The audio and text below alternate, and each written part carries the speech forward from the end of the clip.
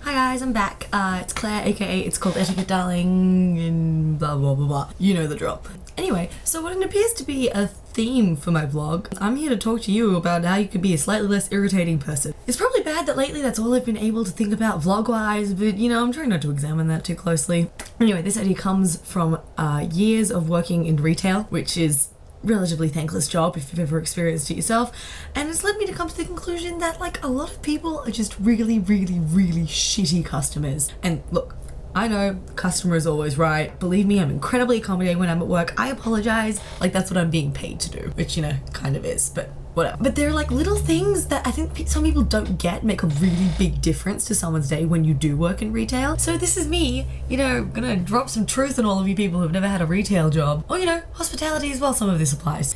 1.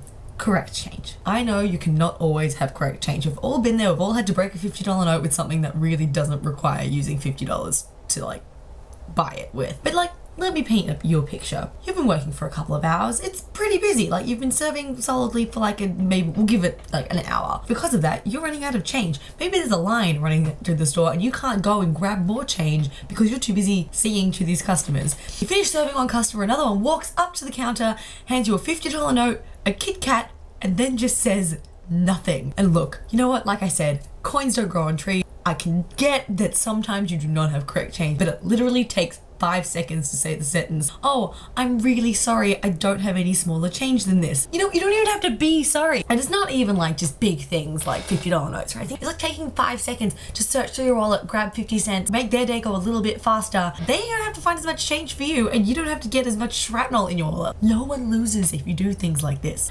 Number 2, asking stupid questions. How much is this? Is there a tag in it? Or is there a big sign literally behind my head telling you the prices of everything in this store? Do you guys have any deals going? Do you see any advertised? Is this on sale? If it was on sale, you wouldn't have to ask. It's retail, not fucking rocket science. Have you ever walked past a store with a sale on? You know it's a sale on. We don't put a lot of stock in being subtle here, for fairly obvious reasons apparently. Is this the drama section? There is a sign literally at your eye level that says drama section. Where do you think I'd find Legally Blonde in this store? Like, is there a section it would be? Horror.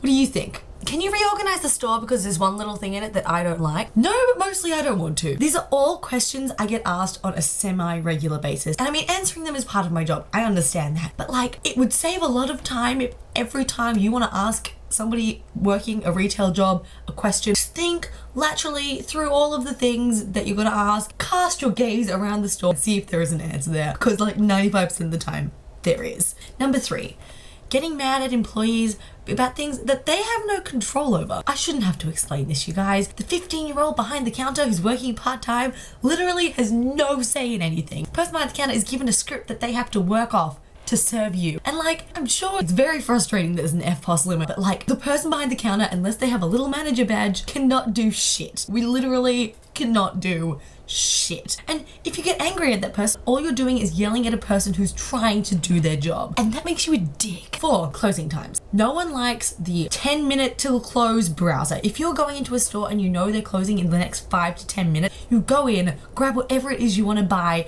and walk up to the counter, pay for it, and then get the fuck out. There are things that we need to be doing, but you're just hanging around. And we don't even know if you're going to buy anything, so we don't know if we can count out the till. Just don't go in and hang around stores when you know it's around closing time. Even the most patient person in normal circumstances, if they are working and about to close up, they will hate you. Number 5, making a mess in store. It's my job to keep the store presentable. And I guess when you look at it in very simple terms, that means it is definitely my job to clean up after all of the messes you make. But the things that I'm meant to do are like straighten up the store if it's looking a little bit messy, and take things from their designated area that they've been left and return them to wherever it is they belong in the store. It does not mean running after you while you just drop things everywhere and put them back on the wrong shelves because you can't be fucked to walk across the room and put a book or a DVD or a t-shirt back in the place where you found it. You're not 10 years old, you can figure these things out for yourself. It's bad for when like someone who works in like fashion or like, I don't know, cookware. Can you imagine for a moment working in a library or DVD shop or bookstore, if there are still any left where you are? Do you know how many DVDs are in a DVD store? Do you know how fun it is having to look for a DVD when the one copy that you have has been put on the wrong shelf by a customer? You know how fun it is to explain to a customer that you can't find the thing they're looking for because somebody else has put it back in the wrong spot? Yeah. Think about that. It's all I can think of off the top of my head, but it is not that hard to not be an ass when you're shopping. I believe in you. Think of these 5 specific things and imagine what you would feel like if somebody made your day that much more inconvenient. Anyway, that's basically all I had to say. I'll see you guys later. Peace out.